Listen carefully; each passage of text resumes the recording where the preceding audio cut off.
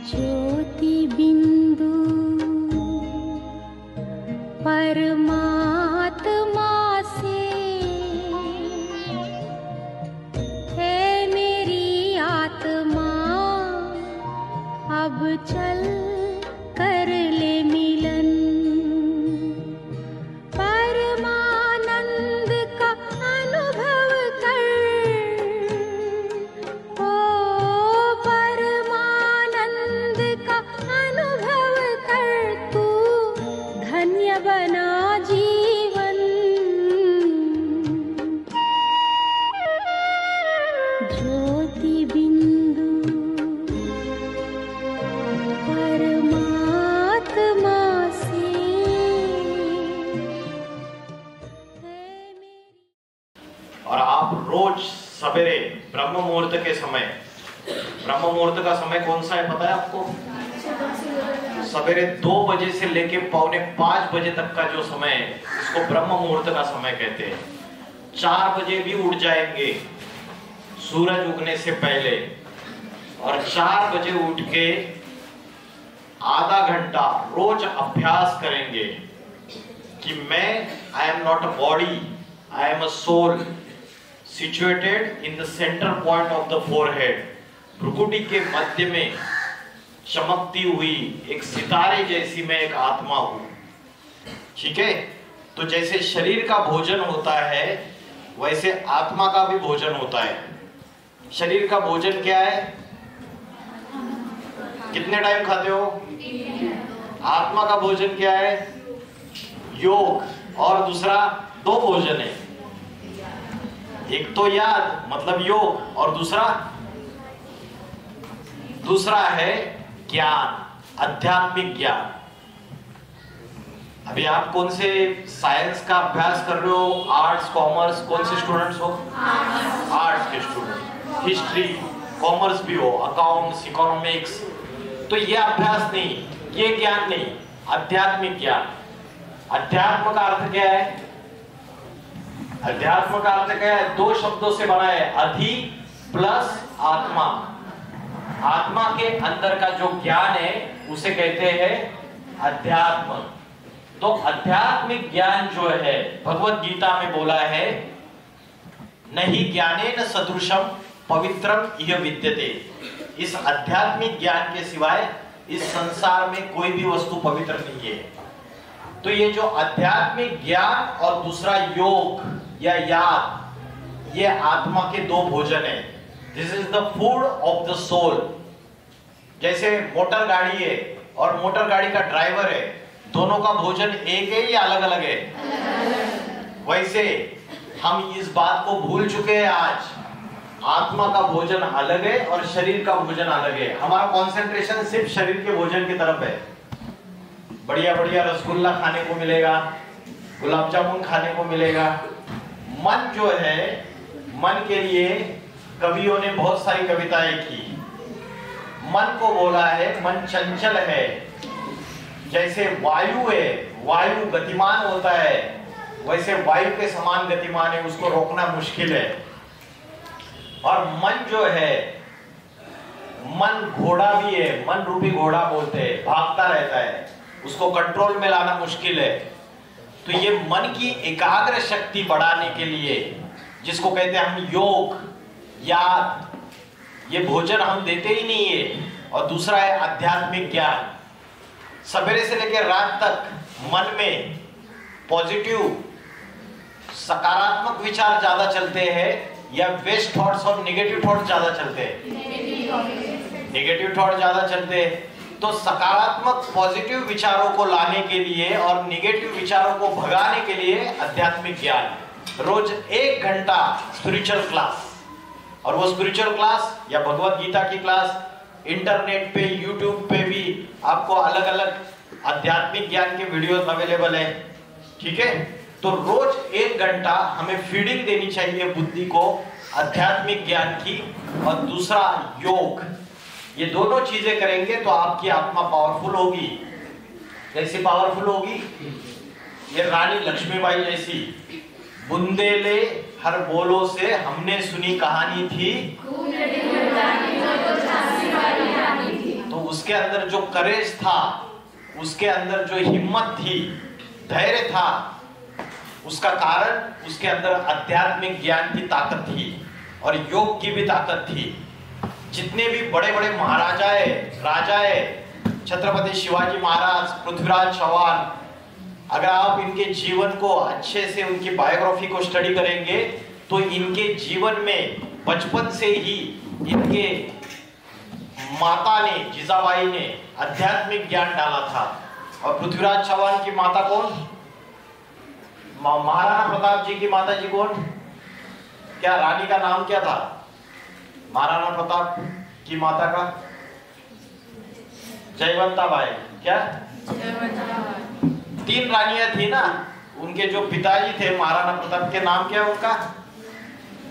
महाराणा प्रताप के जो पिताजी थे वो कौन से राजा थे? पढ़ा है? सुना है? क्या राजा का नाम क्या था महाराणा प्रताप के पिताजी का? हाँ जी, क्या नाम था माता जी महाराणा प्रताप के पिताजी का? उदय सिंह, राणा उदय सिंह। राणा उदय सिंह की 3 रानियां थी, उसमें जो पहली रानी है उसका नाम है जयवंताबाई, और जयवंताबाई का जो बेटा था पृथ्वी महाराणा प्रताप। तो सारे जितने भी राजपूत राजा है, अकबर, सम्राट अकबर के सामने झुक गए, लेकिन महाराणा प्रताप झुका नहीं। जंगल में रहे, घास की रोटियां खाई, लेकिन दुश्मन के सामने किसी भी हालत में झुके नहीं। भगवत गीता में बोला है, स्वधर्मे निधनम श्रेया परधर्मे भयावहा। अपने धर्म में मर जाना अच्छी बात है, लेकिन परधर्म स्वीकार करना नहीं चाहिए। ये स्वधर्म क्या है? स्व क्या है पता है आपको?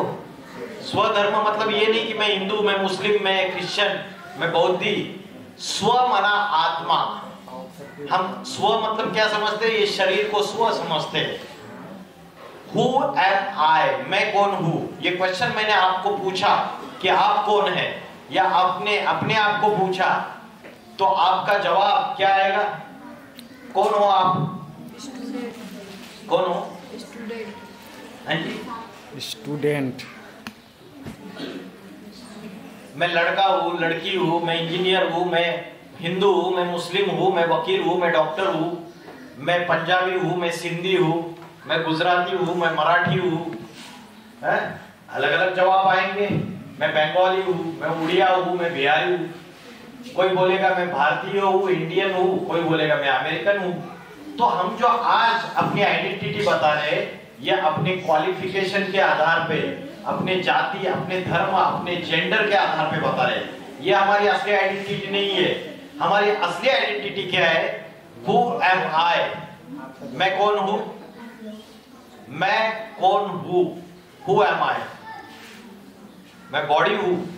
अगर मैं बॉडी समझूंगा तो जाति, धर्म, जेंडर, क्वालिफिकेशन, इसके आधार से आइडेंटिटी आएगी। तो स्वयं को जानना, स्वयं की पहचान करना, यही अध्यात्म है। आत्मा को जानना और परमात्मा को जानना। तो मेरी असली पहचान क्या है? Who am I? आत्मा। मैं एक आत्मा हूं, ये असली पहचान है मेरी। लेकिन वो पहचान हम भूल गए। तो आज का जो टॉपिक है हमारा, नारी के द्वारा भगवान स्वर्ग के द्वार खोलते हैं। आपने देवी लक्ष्मी का नाम सुना है, उसके बाद सरस्वती देवी, नव दुर्गा, अनेक देवियों के नाम सुने हुए। इन देवियों की भारत में सभी जगह घर घर में पूजा की जाती है। इन देवियों के जो नाम है, उन नाम के गहरे अर्थ है। सीता, सीता का अर्थ क्या है पता है आपको? जिसके इंद्रियों में शीतलता भरी हुई है। इंद्रियों में शीतलता। इंद्रिया कौन सी है? 5 ज्ञानेंद्रिया और 5 कर्मेंद्रिया, ये 10 इंद्रिय है। और इंद्रियों में जो शीतलता है उसको सीता कहा जाता है। सीता रावण के यहाँ रही, लेकिन रावण के तरफ मुंह करके बैठती थी या पीठ दिखा के बैठती थी? हाँ जी, ये भारत की नारी की पवित्रता का सूचक है। भारत जो है वो सती सावित्री का, सीता का देश है। यहाँ नारी पवित्रता के लिए, कोमलता के लिए, सत्यता के लिए जानी जाती है। तो दूसरा है पार्वती, पार लगाने वाली। किस चीज से पार लगाने वाली? ये दुनिया सारी की सारी पापी कलयुगी दुनिया है। अभी कौन सा युग चल रहा है? कलयुग नहीं चल रहा है अभी, रॉन्ग, घोर पापी कलयुग चल रहा है।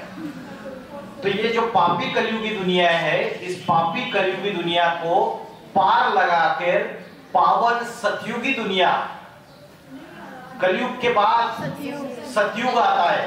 4 युग है। कौन से 4 युग है? सतयुग, त्रेतायुग, द्वापर युग और कलयुग। कलयुग घोर पापी कलयुग का अंत होके जैसे रात्रि के बाद दिन आता है, वैसे पापी कलयुग का अंत होके पावन सतयुग आता है।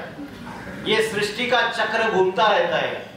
जैसे रात के बाद दिन, जैसे रेनी सीजन के बाद क्या आएगा? विंटर आएगा, विंटर के बाद फिर से समर आएगा। जैसे उत्तरायण के बाद सूर्य दक्षिणायन होगा, रात के बाद दिन आएगा, वैसे सतयुग, त्रेतायुग, द्वापर युग, कलयुग, पापी कलयुग का विनाश, सारी सृष्टि का विनाश, महाविनाश। और उसके बाद नई दुनिया, नवयुग, सतयुग, जिसको कहते हैं राम राज्य। क्या कहते हैं? जिसको मुस्लिम लोग कहते हैं जन्नत, जिसको क्रिश्चियन लोग कहते हैं पैराडाइज या हेवन, और हिंदू लोग कहते हैं स्वर्ग या वैकुंठ। तो ये जो सतयुग है, ये स्वर्ग की दुनिया है। तो किसी भी चीज की अति हो जाती है तो उसका अंत हो जाता है। दुनिया में जब पाप कलयुग में अति में बढ़ जाते हैं, झूठ की दुनिया है अभी या सच की दुनिया है? आज से 500 साल पहले तुलसीदास जी ने बोला, झूठे देना, झूठे लेना, झूठे भोजन, झूठ चबेना। लेन देन झूठा हो गया, भोजन झूठे हो गए, खान पान झूठा हो गया, व्यापार झूठा हो गया। 500 साल पहले ये हालत थी, तो 500 साल के बाद क्या हालत हो गई दुनिया की? तो झूठ ही झूठ, कलयुग की जो दुनिया है इसको कहते हैं झूठ खंड। हम अपने आप को चेक करें, सवेरे से लेकर रात तक मैं हर चीज में कितना झूठ बोलती हूँ या बोलता हूँ। चेक करो अपने आप को, पता चलेगा। बात बात पर झूठ, इसको कहते हैं कलयुग, झूठ की दुनिया। तो पार्वती पार लगाने वाली है। ये जो विषय सागर की दुनिया है, इसको क्षीर सागर में लेके जाने वाली, पापी कलयुग को पावन सतयुग में लेके जाने वाली। जो युग परिवर्तन होता है तो हमारी जो आत्मा है ये कैसे बन गई? पापी बन गई, 5 विकारों के अधीन हो गई। इसलिए हमारी आत्मा की शक्ति क्षीण हो चुकी है। 5 विकार कौन से आत्मा के अंदर जो प्रवेश कर चुके हैं, पता है आपको? वेरी गुड, बहुत होशियार बच्चे। काम, क्रोध, लोभ, मोह, अहंकार। माया जिसको आप बोल रहे हो वही मोह माया बोलते हैं ना, वो सेम शब्द है। काम, क्रोध, लोभ, लोभ माना लालच, ग्रिड, मोह अटैचमेंट, लगाव, झुकाव, और अहंकार, घमंड। ये 5 विकार है। इन 5 विकारों ने मन और बुद्धि को ग्रस लिया है। छोटे बच्चे से लेकर बूढ़े तक सबके ग्रस लिया है। इसलिए आज छोटे बच्चे से लेकर बूढ़े तक किसी का भी मन एकाग्र नहीं है, सबका मन भटक रहा है। तो पार्वती जो है वो पार लगाने वाली है, इस विषय विकारों की दुनिया से क्षीर सागर की तरफ लेके जाने वाली है। क्षीर माना दूध, मतलब ज्ञान का सागर। अपवित्रता से पवित्रता की ओर, पाप से पुण्य की ओर, झूठ से सत्य की ओर। बोलते हैं ना, तमसो मां ज्योतिर्गमय, सुना है ना? आगे क्या है? तमसोमा ज्योति, तमस माना तामसी, माना अंधकार, अंधकार से प्रकाश की ओर। तो परमात्मा जो है आज सारी दुनिया में अज्ञान का अंधकार फैला हुआ है। आप बोलेंगे हमें तो ज्ञान है, हमें हिस्ट्री की नॉलेज है, ज्योग्राफी की नॉलेज है, अकाउंट्स की नॉलेज है, इकोनॉमिक्स की नॉलेज है। आप बोलेंगे हमें तो ज्ञान है, आप बोल रहे हो कि अज्ञान अंधकार है। तो अज्ञान अंधकार इस चीज का अज्ञान अंधकार है कि हमें आत्मा की नॉलेज नहीं है, हमें परमात्मा की नॉलेज नहीं है। सबसे बड़ा ज्ञान कौन सा है? सबसे बड़ा ज्ञान है आत्मज्ञान, अध्यात्म ज्ञान।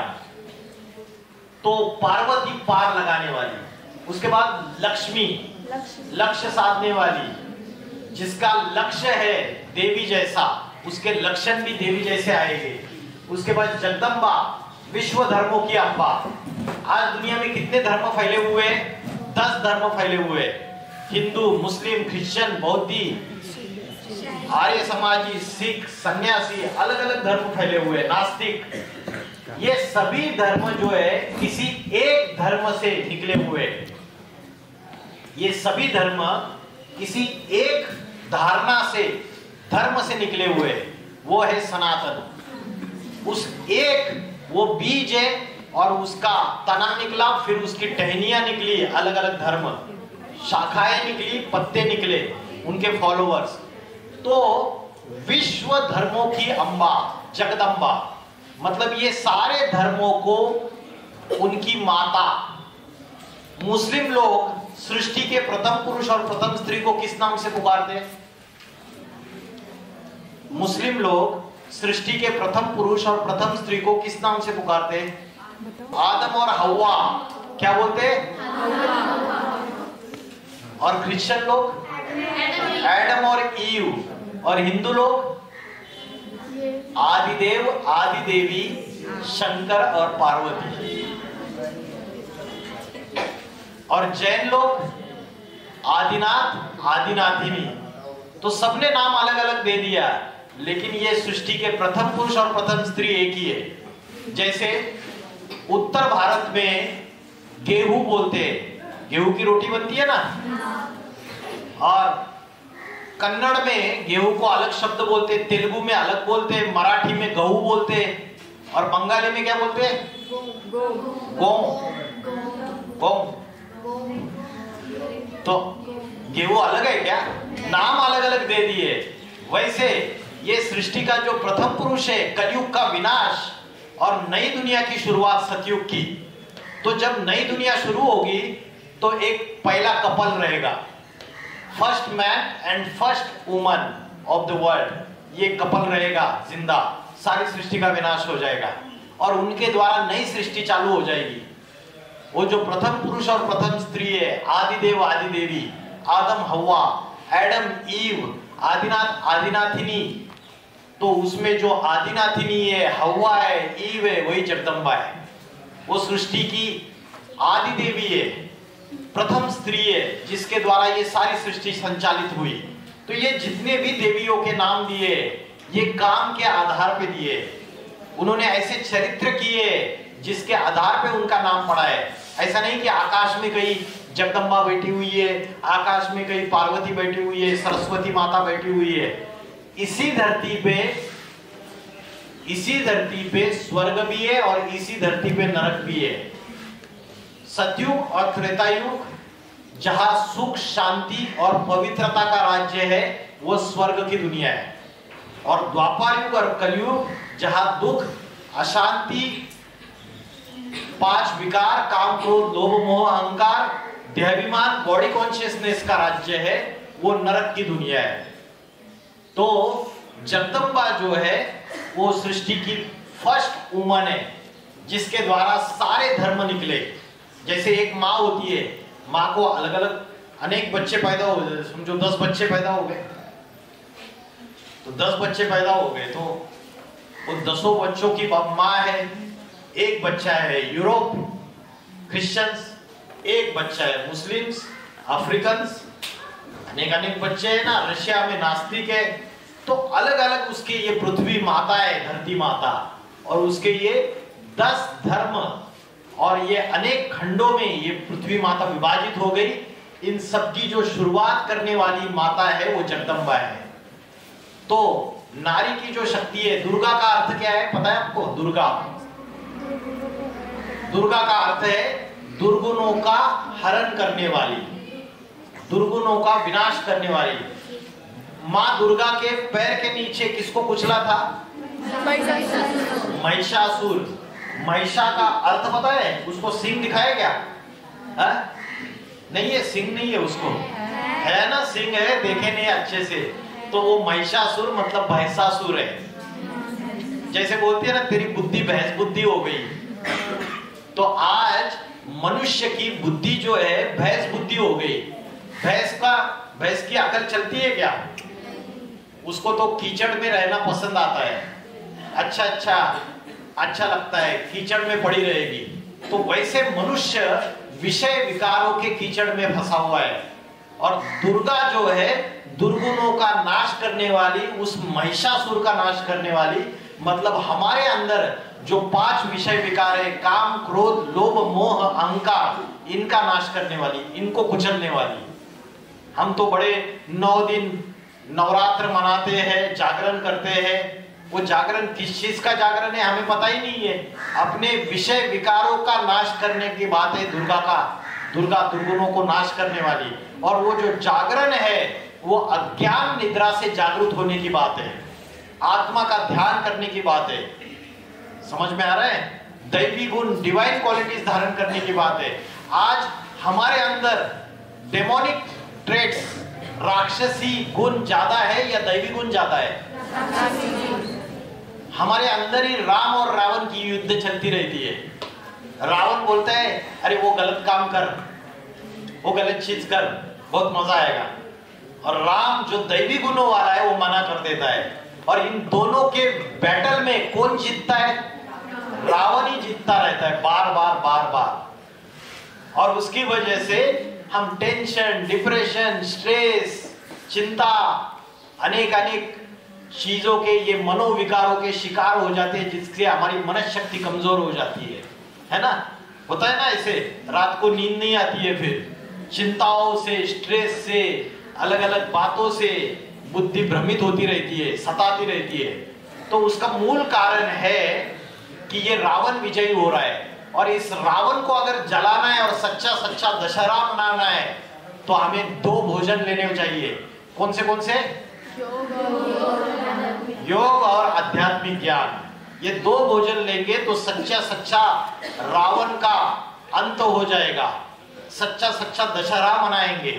आज हम दशहरा मनाते, वो रावण खड़ा करते हैं, लकड़ियां वगैरह क्या, उसको कपड़े पहना देते हैं और फिर उसको जला देते हैं। बड़ा हो गया दशहरा। ये दशहरा है। हमारे अंदर जो रावण बैठा है उसको जलाना, हमारे अंदर के 5 विकारों को जलाना, ये असली दशहरा मनाना है। तो नेक्स्ट है राधा। राधा माना राजा की धारणा शक्ति। आपने बताया राजा की धारणा शक्ति। सृष्टि में बड़े बड़े राजाएं हुए, और राजाएं जो है ना, उनका प्रोटेक्शन क्यों होता था पता है क्या? बड़ी बड़ी लड़ाइयों में वो रानी की पवित्रता की वजह से होता था। आपने वृंदा का नाम सुना है? और उसका जो पति था उसका नाम क्या था? जालंधर राक्षस, दैत्य जालंधर। नाम सुना है? नहीं सुना? जाके महादेव की सीरियल देखना, घर पे जाके YouTube में डालना जालंधर और वृंदा, आपको दिखाई दे। तो वृंदा जो थी वो पवित्रता में बहुत आगे थी। उसके अंदर इतनी जबरदस्त पवित्रता थी कि उसकी वजह से जालंधर जो आसुरी कर्म करने वाला राक्षस था, उसको शिव शंकर भोलेनाथ भी उसको मार नहीं पाते हैं, क्योंकि उसकी जो पत्नी है वो उसकी धारणा शक्ति थी। वो धारणा शक्ति की पवित्रता की वजह से वो बच रहा था। तो पुरुष के अंदर जो सामर्थ्य होता है, उसके पीछे, हर सक्सेसफुल मैन के पीछे एक सक्सेसफुल वुमन, एक वुमन होती है। सक्सेसफुल नहीं, वुमन होती है, जिसकी वजह से वो सक्सेसफुल होता है। तो राजा की धारणा शक्ति वो राधा है। तो ये जितने भी देवियों के अनेक नाम है, ये काम के आधार से दिए हुए हैं। शास्त्रों में बोला है न गृहम गृहम इत्याहु, ग्रहणी ग्रहम उच्यते, ग्रहम ही ग्रहणीहीनम आरण्य के सदृशम। मतलब क्या, कौन बताएगा? अरे घर को घर नहीं कहा जाता, गृहिणी को घर कहा जाता है। किसको घर कहा जाता है? कोई घर है और उसके अंदर गृहिणी नहीं है तो वो घर घर नहीं है। ग्रहम ही गृहिणी हीनम, अगर कोई घर है वो गृहिणी हीनम मतलब बिना घरवाली के है, बिना गृहिणी के, तो वो जंगल के समान है, अरण्य सदृशम, तो वो जंगल के समान है। तो इसलिए बोलते हैं घर की स्त्री अगर अच्छी लक्ष्मी है तो घर स्वर्ग बन जाता है, और घर की स्त्री अगर कुलक्षणी है तो घर नरक बन जाता है। तो नरक और स्वर्ग की जो संकल्पना है वो संकल्पना नारी के अध्यात्म शक्ति से, पवित्रता की शक्ति से संबंधित है। अगर नारी के अंदर पवित्रता की शक्ति अच्छी है, अध्यात्म शक्ति अच्छी है, तो पूरा परिवार में सुख शांति आएगी, आनंद ही आनंद रहेगा। शास्त्रों में बोला है यत्र नार्यस्तु पूजन्ते, आगे रमन्ते तत्र देवता, जहां नारी की पूजा होती है वहां देवताओं का वास होता है। आज भारत के अंदर नारी की पूजा हो रही है या क्या हो रहा है? दुष्कर्म हो रहे हैं ना, छोटी छोटी बच्चियों के ऊपर दुष्कर्म हो रहे हैं। अभी आरजी कॉलेज में हो गया। तो सारी दुनिया में सब लोग चिल्लाने लगे भारत में कि फांसी की सजा दे दो, कैपिटल पनिशमेंट दे दो। और आज की सरकार को बोला आप कड़े कानून बनाओ। क्या कड़े कानून बनाने से जिस व्यक्ति ने वो पाप कर्म किया उसकी मानसिकता बदल जाएगी? नहीं बदल जाएगी। तो उसकी मानसिकता बदलने के लिए किस चीज की जरूरत है? आध्यात्मिक ज्ञान की जरूरत है। ये आध्यात्मिक ज्ञान आज स्कूल, कॉलेज, यूनिवर्सिटी में पढ़ाया नहीं जाता है, सिखाया नहीं जाता है। नैतिकता के पाठ पढ़ाए नहीं जाते। पहले गुरुकुल होते थे, आज से 150-200 साल पहले। ये लॉर्ड मैकॉले ने ये शिक्षा पद्धति लाई, और हम सारे क्या बन गए? अंग्रेजी क्या बन गए? चलो, शब्द है मेरे पास, अभी बोलूंगा नहीं। तो ये जो पढ़ाई है, ये जो पढ़ रहे हैं, इसमें नैतिकता और चारित्र का उत्थान हो रहा है क्या? इंजीनियर तैयार हो रहे, डॉक्टर तैयार हो रहे, लेकिन एक अच्छे कैरेक्टर वाला ह्यूमन बीइंग तैयार हो रहा है क्या? नहीं तैयार हो रहा है। तो ये जो समाज का पतन है, ये कड़े कड़े कानून लाने से इसमें बदलाव नहीं आएगा। आपको आध्यात्मिक ज्ञान देना पड़ेगा। आज की गवर्नमेंट क्या परोस रही है? यूट्यूब पे, फेसबुक पे, टिकटॉक पे, व्हाट्सएप पे, इंस्टाग्राम पे क्या परोस रही है? सारी गंदगी परोस रही है ना। गूगल पे तो सारी गंदगी परोस रही है, और वही बुद्धि में जा रहा है सारा का सारा। तो अच्छे कर्म कैसे होंगे? जैसा बीज बोओगे वैसा ही झाड़ निकलेगा, वैसा ही फल आएगा। बोया बीज बबूल का, तो उसमें आम कहां से आए? तो अगर गलत गंदगी अगर बुद्धि में रोज जा रही है, कचरा जा रहा है, तो उससे सत्कर्म कैसे हो सकते हैं? तो आज कानून बदलने से, कड़े कानून लाने से इस दुनिया का उत्थान नहीं होगा। तो इसका सॉल्यूशन यही है कि शिव की शक्तियां जो है उनकी पवित्रता जागृत होनी चाहिए। क्योंकि भारत देश को भी भारत माता के रूप में बुलाया जाता है। ये भारत माता जो है ये अभी खंडित हो चुकी है, पूरी खंड खंड में बढ़ चुकी है। उसका कारण है कि नारी की जो शक्ति है, पवित्रता की शक्ति, अध्यात्म शक्ति, ये कमजोर हो चुकी है। भगवत गीता जो सर्वशास्त्र शिरोमणि है, भगवत गीता की भी गीता जयंती मनाई जाती है, पता है आपको? और अभी गीता महोत्सव चल रहा है, गीता जयंती आ रही है। अभी कितने तारीख को गीता जयंती है पता है आपको? अभी 15 दिसंबर को शायद मेरे ख्याल से गीता जयंती है। तो गीता को भी माता कहा जाता है। तो ये नारी जो है भारत में जो पवित्र नारी है, जिसके द्वारा परमात्मा ज्ञान का गीत गाता है और जिसके द्वारा नई सतयुग की स्वर्ग की सृष्टि स्थापन करता है, राम राज्य की स्थापना करता है। तो ईश्वर नारी के द्वारा ही स्वर्ग का गेट खोलता है। आज हम क्या कर रहे हैं? गौ रक्षा आंदोलन कर रहे हैं कि गैयों की रक्षा करो। चिल्ला रहे हैं ना सब लोग कि गैयों की रक्षा करो, गैयों को काट रहे है ना, कसाई लोग गैयों को काट रहे, बहुत सारा गायों का मांस एक्सपोर्ट भी हो रहा है दूसरे कंट्रीज में। उसके लिए तो आंदोलन कर रहे हैं, लेकिन असली गाय कौन है पता है आपको?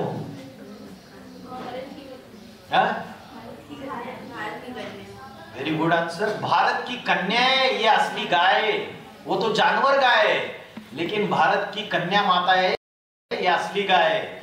जब तक अपने पिता के अंडर द कंट्रोल रहती है तो एक खूंटे से बंधी रहती है, और जब शादी करके पति के पास जाती है वहां भी एक खूंटे से बंधी हुई रहती है। सारी ही नहीं है ऐसी, कोई ऐसी है इधर उधर भटकती भी रहती है, कोई गाय है। तो जो ये भारत की नारी है, जो एक कुंडे से गाय स्वभाव वाली, सरल स्वभाव वाली, सीधे स्वभाव वाली गाय, ये सीधा स्वभाव सरल स्वभाव वाला जानवर है। तो वैसे भारत की नारी है, उसको बचाने के लिए आंदोलन करना चाहिए। सबसे पहले उसकी पवित्रता की रक्षा करने का आंदोलन करना चाहिए। लेकिन जानवर गैयों का आंदोलन तो करते हैं, और जानवर गैया के पेट में 33 करोड़ देवी देवताओं का वास है बोलते हैं, लेकिन वो जानवर गैया के पेट की बात नहीं है। वो कामधेनु मतलब कोई जानवर गाय नहीं है, ये भारत की कन्या माता है, जिनके बुद्धि के अंदर देवी देवताओं का वास है। अगर उनकी पवित्रता आध्यात्मिक शक्ति जागृत हो गई तो दैवी स्वराज्य इस सृष्टि पे आ जाएगा। आप कोई भी देवी देवताओं के नाम लेते हो, सीता राम, राधे कृष्ण, लक्ष्मी नारायण, तो सीता का नाम पहले, राधा का नाम कृष्ण के पहले और नारायण के पहले लक्ष्मी का नाम। उसका कारण ये है कि स्त्री को बोलते हैं अर्धांगिनी। अर्धांगिनी मतलब आधा शेर है उसका। पति के कमाई में भी आधा शेर पत्नी का है, लेकिन पति लोग देते नहीं है उसको, है ना। फिर पत्नी को छुपा के जब वो घर से बाहर गए तो पैंट के पॉकेट से निकाल के एकदम थोड़ा सा लेना पड़ता है, लेकिन आधा शेर है उसका। तो ये जो नवयुग आता है, जो सतयुग आता है, इस पापी कलयुगी सृष्टि का अंत होके जब नवयुग आएगा तो नारी के शक्ति के द्वारा ही ये परिवर्तन हो सकता है। आज के जो पॉलिटिकल लीडर है उनके द्वारा परिवर्तन हो सकता है, पापी कलयुग का अंत हो सकता है और पावन सतयुग आ सकता है। आज के राजनेता वो तो सिर्फ वोट बैंक पॉलिटिक्स करते हैं, वो पैसा फेंकते हैं और वोट खरीदते हैं। इलेक्शन आएगा ना तो पैसा बांटेंगे, गली गली में दारू बांटेंगे, शराब बांटेंगे, हाँ गंदगी बांटेंगे, बांट रहे ना। आज कोई भी ऐसा मूवी आपने देखा जिसमें ये सिखाया हो कि शराब पीना गलत है, सिगरेट पीना गलत है, उसके ऊपर कोई मूवी बनी हुई? आज के जो एक्टर्स है जिनको हम बहुत बड़ा हीरो मानते हैं, वो खुद ही गुटखा, सिगरेट और शराब की एडवर्टाइजमेंट करते हैं, तो उससे नैतिकता नीचे जा रही है। तो आज के एक्टर, क्रिकेटर, फुटबॉल प्लेयर, आज के राजनेता इस दुनिया का परिवर्तन नहीं कर सकते। स्वयं परमात्मा शिव जब स्वयं इस सृष्टि पर अवतार लेंगे, अवतरित होंगे, तब जाके उस शिव की शक्तियों के द्वारा, मतलब भारत की कन्या माताओं के द्वारा, उनकी पवित्रता को जागरूक करके, उनके आध्यात्मिक शक्ति को जागरूक करके इस पापी कलयुग का विनाश करके नई सतयुगी दुनिया ला सकते हैं। समझ में आ रहा है? तो नारी की पावर कितनी ज्यादा है, ठीक है। आज इक्वालिटी के नाम पे हम झगड़े करते रहते हैं कि भाई जेंट्स को इतना रिजर्वेशन है तो लेडीज को भी इतना रिजर्वेशन चाहिए करके झगड़े चलते हैं। लेकिन उस रिजर्वेशन से भी इंपॉर्टेंट है आध्यात्मिक शक्ति और पवित्रता की शक्ति। अगर जागरूक हो तो सतयुग ऐसा युग होगा जहां नारी और पुरुष दोनों इक्वल शेयर वाले होंगे, इक्वल वैल्यू होगी उनकी। भगवान शिव जब इस धरती पर आते हैं, उनका आने का समय कौन सा होता है? उनका आने का समय कौन सा है? अरे जब पापों की अति हो जाएगी, यदा यदा धर्मस्य ग्लानिर्भवति भारत, जब धर्म की ग्लानि होती है, सनातन धर्म की, अधर्म का बोलबाला होता है, तो दुर्जनों का विनाश करने के लिए, सज्जनों की रक्षा करने के लिए मैं अति साधारण मनुष्य शरीर में अवतरित होता हूं। तो पापी कलयुग का अंतिम समय जो है, तब शिव इस धरती पर अवतार लेते अति साधारण मनुष्य तन में। भगवत गीता में बोला है, अवजानान्ति मामुड़ा मानुषी तनुमाश्रितम, मुझ साधारण मनुष्य शरीर में आए हुए भगवान को मूर्ख बुद्धि लोग पहचान नहीं पाते। क्यों पहचान नहीं पाते? क्योंकि कलयुग के भौतिक सुखों में बुद्धि लगी हुई रहती है। ये मूवी देखनी है, ये वेब सीरीज आई है, वो देखना है, ये सीरियल देखनी है, सास भी कभी बहू थी, ये क्रिकेट मैच देखनी है। तो बुद्धि भौतिक आकर्षणों में, भौतिक सुखों में लगी हुई है। तो साधारण मनुष्य तन में आए हुए ईश्वर और उसके ज्ञान को हम समझ नहीं पाते, ना उसको पहचान पाते हैं, समझ नहीं देते हैं हम। तो कब आता है वो? पापी कलयुग का अंत और सतयुग की शुरुआत, इसके बीच का जो 100 साल का समय है, 100 इयर्स का जो टाइम है, उसको कहते हैं संगम युग। संगम है, जैसे गंगा यमुना सरस्वती का संगम है, वैसे पापी कलयुग और पावन सतयुग के संगम 100 साल के समय में परमात्मा शिव अति साधारण मनुष्य तन में आते, और शिव के साथ कौन होती है? शक्तियां, शिव शक्तियां बोलते। तो भारत की नारी उसको जागरूक करता है आध्यात्मिक ज्ञान द्वारा, उसको आध्यात्मिक ज्ञान देता है, उसकी पवित्रता को जागरूक करता है, और उसके द्वारा नवयुग का प्रारंभ हो जाता है। लेकिन जो आदि शंकराचार्य आए, आदि शंकराचार्य का नाम सुना है? आज से 1400 साल पहले आदि शंकराचार्य आए, उन्होंने संन्यास धर्म की नींव डाली। ये आदि शंकराचार्य क्या कहते हैं पता है क्या? वो कहते हैं नारी नरक का द्वार है। क्या कहते हैं? नारी नरक का द्वार है। कहते हैं नारी जहर की पुड़िया है, नारी सर्पिनी है। तो उल्टा कहते हैं, भगवान जब आता है तो कहते हैं नारी के द्वारा ही मैं स्वर्ग का द्वार खोलता हूं। और स्वर्ग माना आत्मिक स्थिति, सोल कॉन्शियसनेस। स्वर्ग माना नवयुग, सतयुग।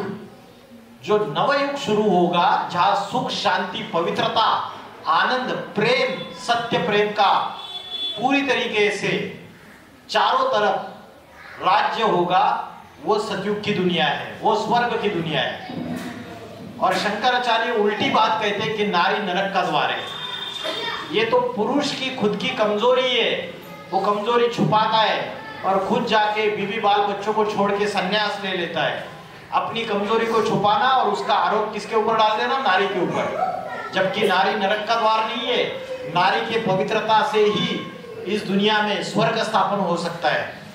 और शिव का आने का जो समय है, उसकी यादगार में हिंदू लोग एक त्योहार मनाते, महाशिवरात्रि। कृष्ण का जन्मदिन कृष्ण जन्माष्टमी के रूप में मनाते, राम का जन्मदिन रामनवमी के रूप में मनाते। तो शिव जब इस सृष्टि में आया तो शिव जयंती बोलो, शिव जन्माष्टमी बोलो, शिव नवमी बोलो, लेकिन आप बोलते हो महाशिवरात्रि। रात्रि क्यों बोला? कभी सोचा क्यों बोला रात्रि? क्योंकि रात्रि में आते। कौन सी रात्रि? अरे पापी कलयुग की रात्रि में आते। ये कलयुग काला युग है, इसको काले रंग से दिखाया है। तो ये पापी कलयुग की रात्रि में आते हैं, जब पापों की अति हो जाती है। चोरी, डकैती और कुकर्म, गंदे कर्म रात्रि में होते हैं या दिन में होते हैं? रात्रि में होते हैं। तो कलयुग ये अज्ञान अंधकार की पापों की रात्रि है। इस रात्रि के समय शिव अति साधारण मनुष्य तन में अवतरित होते हैं। ज्ञान सूर्य प्रगटा, अज्ञान अंधेर विनाश। जब वो आते हैं तो वो जिस साधारण मनुष्य शरीर में प्रवेश करते हैं, उसके मुख से आध्यात्मिक ज्ञान सिखाते हैं। वो शिक्षक बन के आते हैं, वो टीचर बन के आते हैं, वो सद्गुरु बन के आते हैं। इसलिए आप एक गाना गाते हो, गुरुर् ब्रह्मा गुरुर् विष्णु गुरुर्देवो महेश्वर, गुरु साक्षात परब्रह्म। तो कभी तो वो गुरु बन के आए होंगे, तभी तो ये गीत बना। अगर वो गुरु बन के आए ही नहीं और उन्होंने ये आध्यात्मिक ज्ञान सिखाया ही नहीं, तो ये गीत क्यों बना? फिर ये तो झूठा गीत है। तो परमात्मा हर कलयुग के अंत में गुरु बन के, टीचर बन के, परम शिक्षक बन के आता है। और इस सृष्टि में जो अज्ञान अंधकार फैला हुआ है, जो 5 विकार फैले हुए हैं, काम, क्रोध, लोभ, मोह, अहंकार, इन 5 विकारों का विनाश कर देता है। आज कलयुग के अंत में क्या है? जैसे महाभारत में दिखाया कि द्रौपदी का चीर हरण हो रहा है। दुर्योधन और दुशासन द्रौपदी का चीर हरण कर रहे हैं। किसको किसको बुलाती है? भीष्म पितामह को बुलाती है, कुछ मदद नहीं करते। कृपाचार्य को पुकारती है, कुछ मदद नहीं करते। द्रोणाचार्य को पुकारती है, कोई मदद नहीं करते। लेकिन भगवान को जब बुलाते तो उसको साड़ी, वस्त्र उसको दिए जाते हैं। तो आज कलयुग में नारी अबला बन चुकी है। उस महाभारत में एक द्रौपदी दिखाई, आज लाखों करोड़ों द्रौपदी है और लाखों करोड़ों दुर्योधन दुशासन बैठे हुए हैं। तो ऐसे समय ईश्वर इस अबला नारी को सबला बनाने के लिए, शिव की शक्तियां बनाने के लिए आते हैं। उनके अंदर आध्यात्मिक ज्ञान देते हैं, उनके अंदर पवित्रता की नॉलेज देते हैं, जिससे इस दुनिया में जितना भी राक्षसी संप्रदाय है, आसुरी संप्रदाय, उनका विनाश हो जाता है और नई दुनिया स्थापन होती है। इसलिए बोलते हैं वंदे मातरम। वंदे पितरम नहीं बोलते, वंदे मातरम बोलते। माता का ही गायन है, माता को ही वंदना है, क्योंकि उसके द्वारा सृष्टि का परिवर्तन होता है। ये शिव की शक्तियां, इसकी सवारी किसके ऊपर दिखाई? शेर के ऊपर दिखाई। और शेर प्रतीक है, सिंबल है निर्भयता का, फियरलेसनेस, उसका सिंबॉलिज्म है। तो नारी अगर अपनी आध्यात्मिक शक्ति को जागृत करे, अपनी पवित्रता की शक्ति को जागृत करे, तो सारी दुनिया उसके सामने माथा टेकेगी। माथा किसके सामने टेका जाता है पता है आपको? आप मंदिर में जाते हो, माथा टेकते हो, क्यों टेकते हो? देवी देवताओं के सामने क्यों टेकते हो? What is the reason? क्यों टेकते हो पता है आपको? माथा किसके सामने टेका जाता है? माथा टेका जाता है पवित्रता के सामने। भारत की नारी की ऐसी पवित्रता थी, भारत सती सावित्री का देश गाया हुआ है। राजा अगर लड़ाई में मारा जाता था तो भारत की रानी पद्मिनी जोहार कर लेती थी, जलती आग में कूद जाती थी, लेकिन परपुरुष को अपने तन को हाथ नहीं लगाने देती थी। ये भारत की नारी की पवित्रता है। तो ये पवित्रता के सामने माथा टेका जाता है। आप मंदिर में जाके देवी देवताओं के सामने माथा टेकते हो, उनके सामने माथा टेकना माना उनकी पवित्रता के सामने माथा टेकना। उन्होंने जो प्यूरिटी धारण की है, और प्यूरिटी धारण की जाती है बॉडी कॉन्शियसनेस को हटाना और आत्मा अभिमान को बढ़ाना, सोल कॉन्शियस बनना, आत्मा का ध्यान करना, आध्यात्मिक ज्ञान को जीवन में धारण करना, उससे पवित्रता आती है। पवित्रता मन की भी पवित्रता है, वाचा की भी पवित्रता है और कर्मों की भी पवित्रता है। मन, वाणी और कर्म तीनों की पवित्रता है। तो ऐसी पवित्रता के सामने माथा टेका जाता है। जो सन्यासी होते हैं ना, जो ब्रह्मचर्य धारण करते हैं जीवन में, बड़े बड़े धनवान लोग, करोड़पति, वो क्या करते हैं? उन सन्यासियों को अपने घर में आदर सत्कार से बुलाते, उनके चरण धोके पीते हैं पानी और उनके सामने माथा टेकते या नहीं टेकते? और अभी बीच में उत्तर प्रदेश के मुख्यमंत्री कौन है? योगी आदित्यनाथ। न्यूज में देखो, गूगल में, योगी आदित्यनाथ नवरात्र के समय 9 साल की छोटी छोटी कन्याओं के सामने माथा टेक के उनकी पूजा कर रहे हैं। उनके चरण कमल पानी से धोकर वो पानी प्राशन कर रहे हैं। तो सन्यासी जो है वो 9 साल की कन्या के सामने माथा टेकते हैं। क्यों? क्योंकि सन्यासी शरीर से तो पवित्र रहते हैं, लेकिन उनकी मन बुद्धि विषय विकारों में भागती रहती है।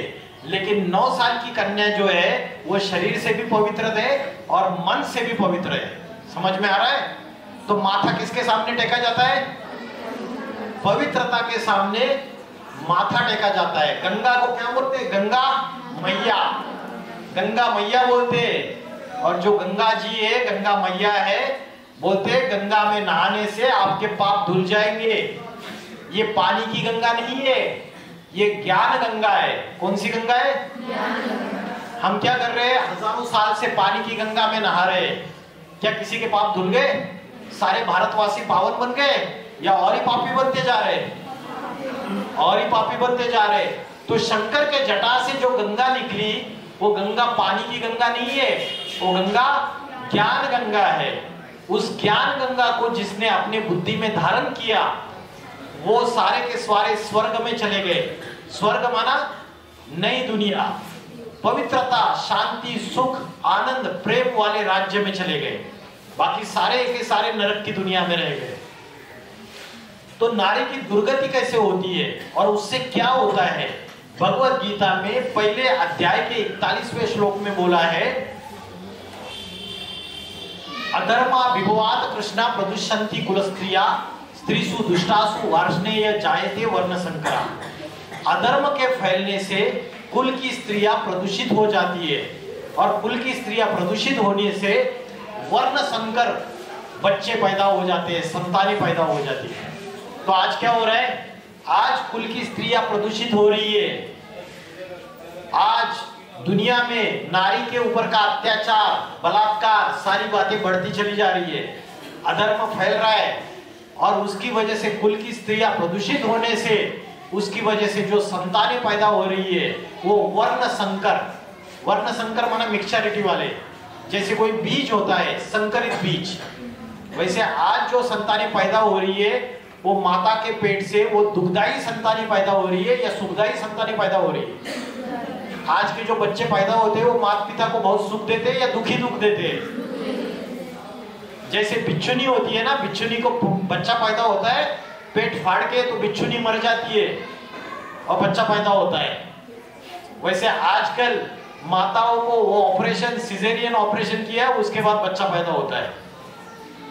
बहुत दुख सहन करना पड़ता है माता को, मरना, सन्न, यातनाएं सहन करनी पड़ती है, तब जाके संतान पैदा होती है। तो उसका कारण क्या है? अधर्म फैल चुका है, उसकी वजह से कुल की स्त्रियां जो है प्रदूषित हो रही है। अभी बांग्लादेश में क्या चल रहा है? बांग्लादेश में कन्याओं के ऊपर अत्याचार कर रहे हैं धर्म के नाम पे। हिंदू मुस्लिम आपस में दुश्मनी बढ़ती चली जा रही है, लड़ाइयां बढ़ती चली जा रही है, धर्म के नाम पे हिंसा बढ़ती चली जा रही है। तो दुनिया में दुख और अशांति बढ़ती चली जा रही है।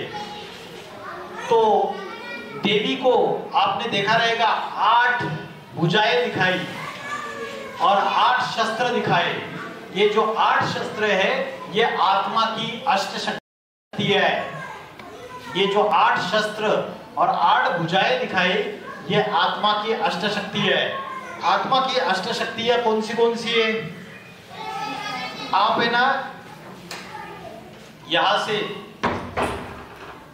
ऊपर से समेटने की शक्ति से सब लोग एक आवाज में बोलोगे। पहला दूसरा समाने की शक्ति, चौथा पांचवा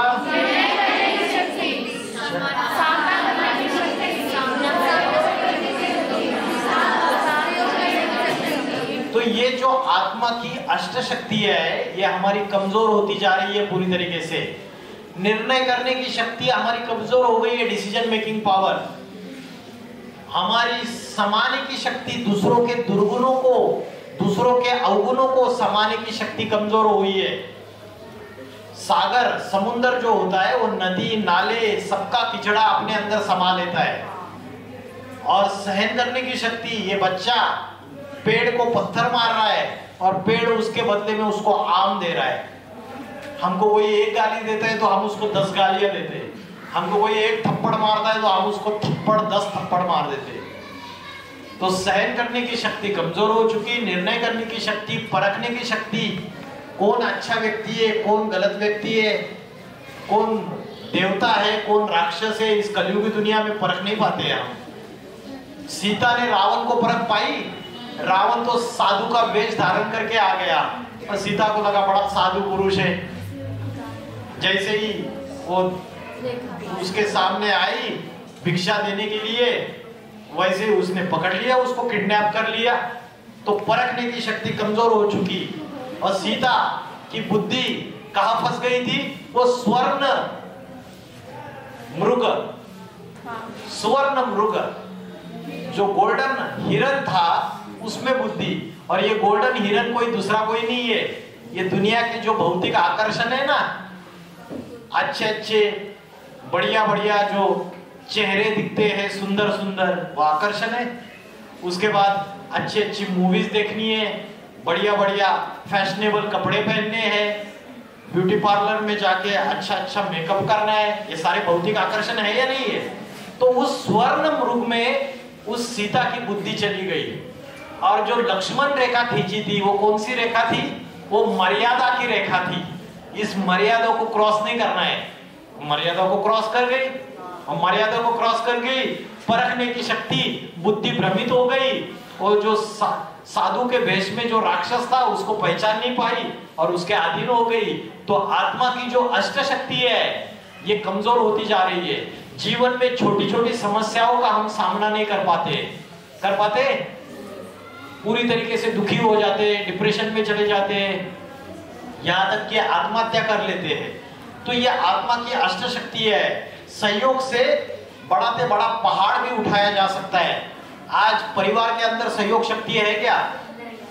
पिताजी का मुख पश्चिम दिशा में, बेटे का मुख दक्षिण दिशा में, बेटी का मुख पूर्व दिशा में और माँ का मुख कौन सा दिशा रहेगी? उत्तर दिशा में।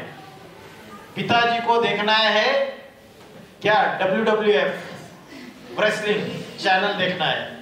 बेटे को देखना है क्रिकेट की मैच, बेटी को देखना है फैशन शो और माँ को देखना है सास भी कबू बहू थी। तो सारा का सारा रावण राज्य हो चुका है। जैसे रावण को 10 मुख होते हैं और 10 मुखों से 10 अलग अलग बातें करते हैं, आज किसी का मन एक दूसरे से मिला हुआ नहीं है। तो ऐसी हालत हो गई, सहयोग करने की शक्ति कमजोर हो गई। सनातन धर्म में ऐसे परिवार होते थे कि 70-70, 80-80 लोगों का खाना एक चूल्हे पे बनता था। परिवार का एक मुखिया होता था और एक मुखिया की बात कोई क्रॉस नहीं करता था, सब मानते थे। आज क्या ऐसे परिवार रहे? आज मम्मी ने एक बात बोली तो उसको उल्टा जवाब मिल जाता है ना? मिलता है नहीं मिलता है? तो घर के मुखिया को कोई मान नहीं रहा। ये सारी शक्तियां पूरी तरीके से कमजोर होती गई। तो आज जो परमात्मा शिव कलयुग के अंत में अति साधारण मनुष्य तन में प्रवेश करके राजयोग की शिक्षा सिखा रहे। ये राजयोग की शिक्षा क्या है? राजयोग क्या है पता है आपको? राजयोग है, योग का अर्थ पता है आपको? योग का अर्थ, योग का अर्थ है literal meaning of the word योग। क्या लिटरल मीनिंग है? योग का अर्थ है कनेक्शन, संबंध। किसका किससे कनेक्शन? आत्मा का परमात्मा से कनेक्शन माना योग। और राजयोग क्या है? अर्जुन को भगवान ने भगवत गीता में राजयोग का अभ्यास सिखाया। अर्जुन बोलता था मेरा मन बड़ा चंचल है, इस चंचल मन को मैं कैसे एकाग्र करूं? तो भगवान ने उसको अस्त्र शस्त्र चलाने की विद्या नहीं सिखाई, राजयोग का ज्ञान सिखाया। राजयोग क्या है पता है आपको? सिंपल व्याख्या, सिंपल डेफिनेशन राजयोग की। चंचल मन को सब लोग बोलिए, चंचल मन को भ्रुकुटी के बीच में आत्मा में एकाग्र करते हुए परमात्मा से कनेक्शन जोड़ना, ये राजयोग है। समझ में आया? हम क्या समझ लेते हैं?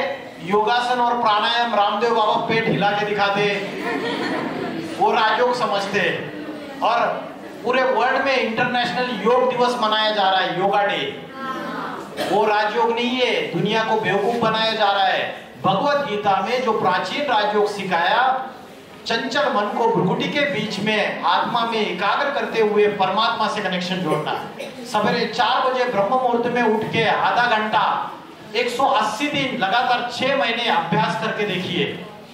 आपको ऐसी जबरदस्त ट्रिमेंडस पावर यहाँ महसूस करेंगे और नेचुरल पवित्रता, सुख, शांति, आनंद वो सारा महसूस करेंगे। आर्टिफिशियल सुख, शांति और पवित्रता की जरूरत नहीं रहेगी। तो राजयोग की जो पढ़ाई है, ये राजयोग की जो शिक्षा है, ये व्यक्ति जिस आसन पे बैठा है, ये आसन 4 पिलर्स के ऊपर है। पहला पिलर कौन सा है? ब्रह्मचर्य। ब्रह्मचर्य माना पवित्रता, सेलिबसी। तन की पवित्रता, मन की पवित्रता, वाचा की पवित्रता, ये ब्रह्मचर्य है। अपनी इंद्रियों को संयमित करना, अपने सेल्फ कंट्रोल के टेक्निक्स, इंद्रियों का संयमन, मन को कंट्रोल करना। आज हमारी इंद्रियां भी कंट्रोल में है क्या? नहीं है। आंख को बोला उधर नहीं देखना है, गलत है, फिर भी देखती है। कान को बोलना है वो गलत चीज है, उसको नहीं सुनना, फिर भी सुनती है। नाक को बोलना कि अरे वो स्मेल नहीं लेना है, फिर भी लेती है। तो जो भी इंद्रिया है उससे जो कर्म नहीं करने चाहिए वो कर्म करते हैं, क्योंकि कंट्रोल में नहीं है। और मन भी कंट्रोल में नहीं है। हम मन के भी गुलाम हो चुके हैं और इंद्रियों के भी गुलाम हो चुके हैं, हाँ या ना? तो सच्ची स्वतंत्रता है नहीं है, गुलाम है हम तो। और 15 अगस्त क्यों मनाते हो आप? सच्ची स्वतंत्रता मिली नहीं है अभी तक। जब तक मन की गुलामी और इंद्रियों की गुलामी में रहेंगे तब तक उसको सच्ची स्वतंत्रता नहीं कहेंगे। तो पहला है ब्रह्मचर्य, दूसरा है शुद्ध अन्न। As a food so the mind. जैसे खाओगे अन्न वैसे बनेगा मन, और जैसे पियोगे पानी वैसी होगी वाणी। अन्न का मन से कनेक्शन है। परमात्मा की याद में, अच्छे माहौल में, शांत मन से बनाया हुआ पवित्र भोजन कहा जाता है। उसको ही प्रसाद बोलते हैं। जैसे मंदिर में जाते हो तो उसको प्रसाद बोलते हो, वही चीज घर में बनाया तो उसको प्रसाद नहीं बोलते हो। क्योंकि घर में भी अगर मंदिर जैसा वातावरण, पवित्र मन, शांत मन, ईश्वर की याद में भोजन बनाएंगे तो वो भी प्रसाद है।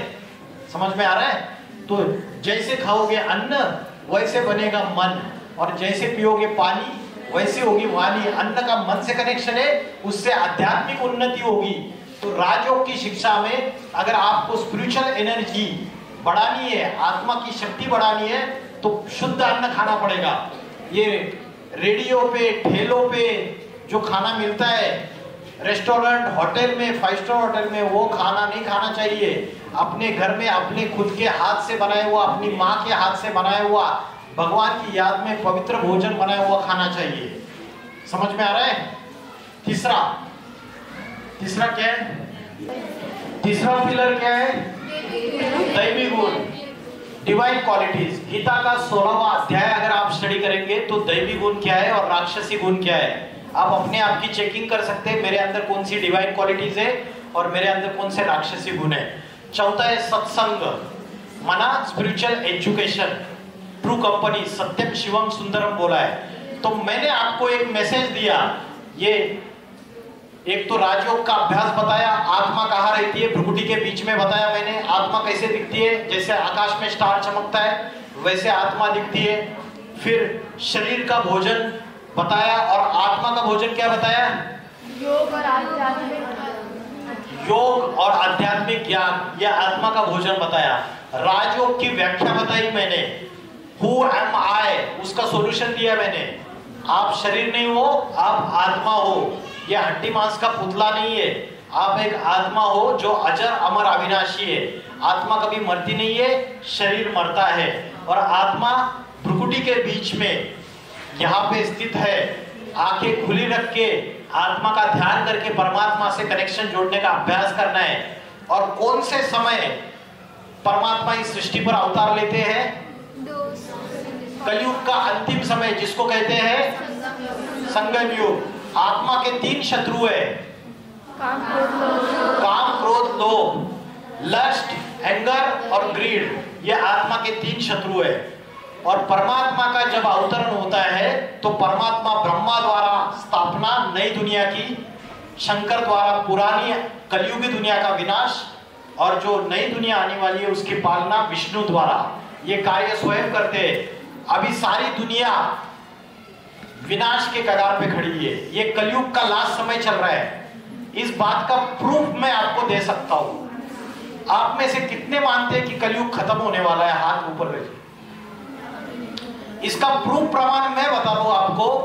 आज से 70-80 साल पहले इस दुनिया में एटम बॉम्ब नहीं था। आज छोटे से छोटी कंट्री के पास atom bomb, nuclear weapons, nuclear missiles, सभी कंट्रीज के पास एटम बॉम्ब की पावर है। और आज अगर तीसरा विश्व युद्ध हुआ आने वाले 3-4 सालों में, तो ये न्यूक्लियर वार हो जाएगी, एटॉमिक वेपन्स का इस्तेमाल हो जाएगा। और ये एटम बॉम्ब का एक्सप्लोजन अगर हो जाएगा तो धरती का टेम्परेचर बढ़ जाएगा। धरती का तापमान बढ़ने से क्या होगा? उत्तर ध्रुव और दक्षिण ध्रुव के ऊपर जो बर्फ के पहाड़ है वो पिघल जाएंगे। बर्फ के पहाड़ पिघलने से क्या होगा? समुद्र का जलस्तर बढ़ जाएगा। और समुद्र का जलस्तर बढ़ने से क्या होगा? समुद्र का जलस्तर बढ़ने से महाप्रलय आ जाएगा। America, Europe, Russia, Africa, New Zealand, Australia, China, ये सारे भारत छोड़ के जो हिमालय से ढका हुआ है, बाकी सारे समुद्र के अंदर चले जाएंगे। उत्तर भारत की धरती बचेगी। भारत अविनाशी खंड है, तो सारी सृष्टि का विनाश हो जाएगा। तो मनुष्य ने अपने विनाश के सारे साधन तैयार कर लिए।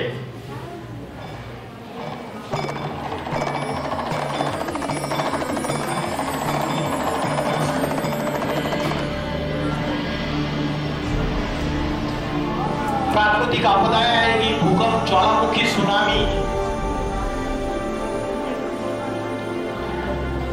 न्यूक्लियर वार।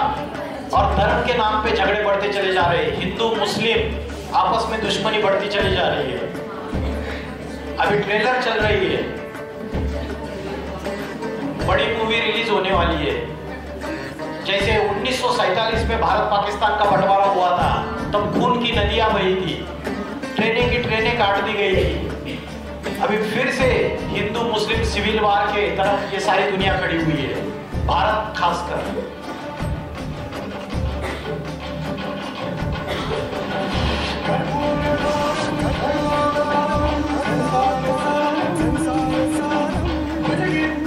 तो संसार का सार, कर्पूर गौरव कौन है? शिव शंकर भोलेनाथ। जब वो इस सृष्टि पर आते हैं तो शंकर ने जब तीसरा नेत्र खोला तो बताते हैं कि सारी दुनिया में महाप्रलय आ गया।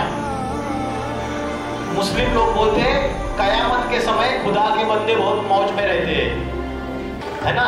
तो जब कयामत का समय माना सृष्टि के अंत का जो समय है, उस समय जो ईश्वर की शरण में गए उनकी ही सुरक्षा होती है। विनाश काले परमात्मा से प्रीत बुद्धि विजयन्ते, विनाश काले परमात्मा से विपरीत बुद्धि विनश्यन्ते। बाकी सभी का विनाश हो जाता है। और ये जो पापी कलयुग है, ये पापी कलयुग जल रहा है पांचों विकारों में, काम, क्रोध, लोभ, मोह, अहंकार। ये कली राक्षस बैठा हुआ है। और कली राक्षस का अंत कौन करता है? कल्कि करता है। और कल्कि जो है एक्चुअल में परमात्मा शिव जब अति साधारण मनुष्य तन में अवतार लेते हैं तो सारी दुनिया उनके ऊपर कलंक लगाती है। इसके लिए उनको एक नाम दिया है कल्कि। और कलयुग अभी बच्चा नहीं है, सिर्फ थोड़ा सा बचा है। जैसे कोई पेशेंट डेथ बेड पे है तो उसको वेंटिलेटर पे रखा जाता है, वैसे आज सारी दुनिया अंतिम सांसें गिन रही है। एनवायरमेंटल डिग्रेडेशन है, ओजोन का लेयर डिप्लीट हो रहा है, पोल्यूशन बढ़ रहा है, जमीन के अंदर की वाटर लेवल कम होती जा रही है, एटॉमिक वार, भूकंप, ज्वालामुखी, सुनामी, हिंदू मुस्लिम क्रिश्चियन आपस में लड़ाई झगड़ा कर रहे हैं, सारे देश धर्म जाति आपस में लड़ रही है। तो और भारतवासी कुंभकर्ण की निद्रा में सोए हुए हैं, हम सारे के सारे कुंभकर्ण। हमको पता नहीं है कि भगवान शिव इस धरती पर आके शिव शक्तियों के द्वारा ज्ञान बांट रहा है, ज्ञान के कलश से ज्ञान बांट रहा है। तो स्वयं ईश्वर आके जगत का परिवर्तन करता है। इसलिए भगवत गीता में श्लोक आया है, जगत भी परिवर्तते। मैं पापी कलयुग का पावन सतयुग में रिवर्स डायरेक्शन में परिवर्तन करता हूं। कोई राजनेता, कोई अभिनेता, कोई क्रिकेट प्लेयर, फुटबॉल प्लेयर नहीं कर सकता। वो स्वयं आके साधारण मनुष्य तन में अवतरित होकर करता है। और परमात्मा का ये कार्य चालू हो चुका है। उत्तर प्रदेश में फर्रुखाबाद जिले में कपिल नाम का गांव है, जहां दीक्षित ब्राह्मण के घर में परमात्मा शिव अवतरण होते हैं और उनके द्वारा आदि सनातन देवी देवता धर्म की फिर से पुनर्स्थापना कर रहे और राजयोग की शिक्षा पढ़ा रहे।